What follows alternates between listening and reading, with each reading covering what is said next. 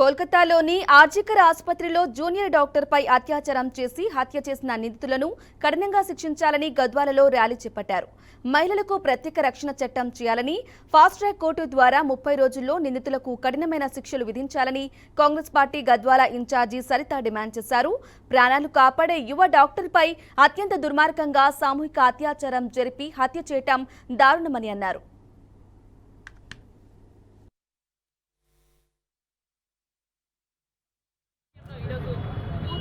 రాబోయే తరానికి వాళ్ళే పునాదులు కాబట్టి వాళ్ళ ఆధ్వర్యంలో ఇలాంటి కార్యక్రమాలు చేస్తే ఖచ్చితంగా ఇలాంటి వాళ్ళని అంటే ఘోరంగా శిక్షిస్తే ఇంకొకసారి ఇలాంటి పరిస్థితులు రాకుండా ఉంటాయని ఆశిస్తూ మా